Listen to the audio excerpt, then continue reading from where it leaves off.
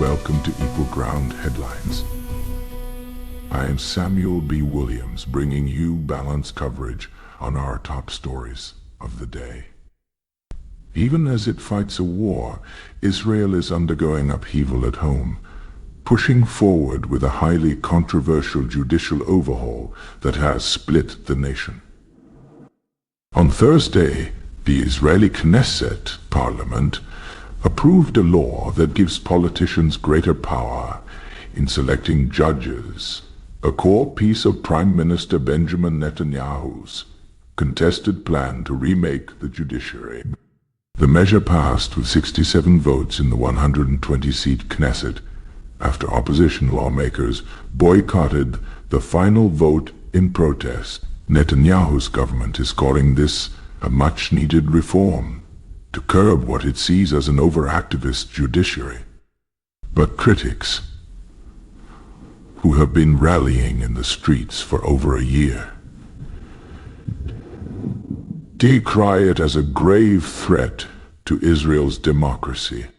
By allowing ruling politicians to handpick judges with less independent oversight, the law could undermine the checks and balances that keep government power in check. Opponents warn it's part of a broader plan that could pave the way for authoritarian rule, especially if Netanyahu or future leaders use a friendly court to rubber stamp their actions. The timing of this move is remarkable. Earlier this year, massive weekly protests against Netanyahu's judicial overhaul brought Israeli cities to a standstill. Those demonstrations were among the largest in Israel's history, drawing hundreds of thousands of people from all walks of life. When the war with Hamas erupted last October, public concern over the judicial changes took a backseat to the wartime emergency. Many expected the overhaul to be shelved while the country focused on unity and security. However, Netanyahu's right-wing coalition has quietly resumed its judicial push. Thursday's vote shows that despite the war, the government is determined to implement its agenda. The immediate reaction was a resurgence of protests in Tel Aviv, Jerusalem, and other cities. Thousands of Israelis took to the streets Thursday night, banging on pots, waving flags, and chanting democracy. As convoys of cars honked in solidarity, the images were striking. Even with rockets occasionally triggering sirens in the background, citizens are again voicing anger at what they see as an assault on Israel's democratic institution.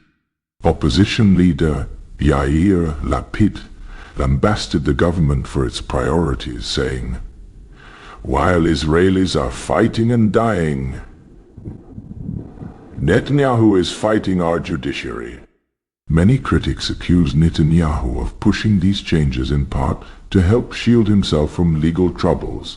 He is on trial for corruption charges, which he denies. A judiciary perceived as loyal could potentially rule in his favor. Netanyahu, for his part, insists the reform is about restoring balance. He argues that unelected judges have amassed too much influence over policy, and that it is reasonable for elected officials to have a bigger say in appointments. The new law alters the composition of the Judicial Selection Committee, the body that nominates judges. Previously, that committee had a mix of judges, lawyers, and politicians,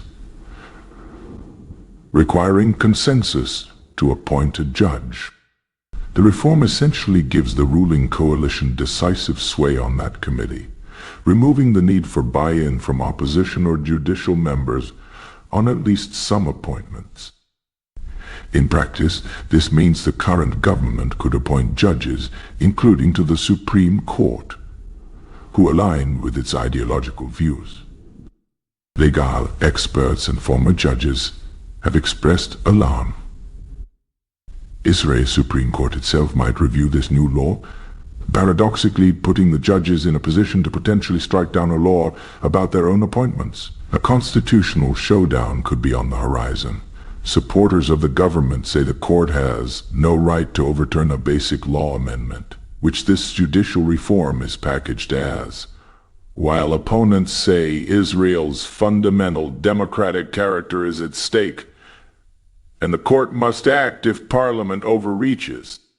International allies of Israel are also watching nervously. The United States and other friends have quietly urged Netanyahu to seek broad consensus rather than jam through unilateral changes. There's concern that internal strife could weaken Israel's stability at a time when it's at war in Gaza and facing threats on multiple fronts. Indeed, earlier in the year, discontent over the overhaul seeped into the military ranks, with some reservists warning they would refuse to serve a government they view as veering toward autocracy. Netanyahu's coalition, the most right-wing in Israel's history, shows no signs of slowing down. They've indicated they will press on with other elements of the overhaul package, which could include limiting the Supreme Court's ability to strike down laws and giving Parliament the power to override court decisions. Each of those steps would be hugely consequential and almost certain to trigger further public uproar. For now, Israel finds itself in an extraordinary situation, fighting a war abroad and fighting over its democracy at home. The overall reform drive had been the flashpoint for one of Israel's deepest ever internal crises in 2023. The war initially brought a sense of unity. But as this latest vote shows, the divisions are re-emerging. How Israel navigates this dual challenge, maintaining democratic norms while waging war, will profoundly shape its future long after the guns fall silent.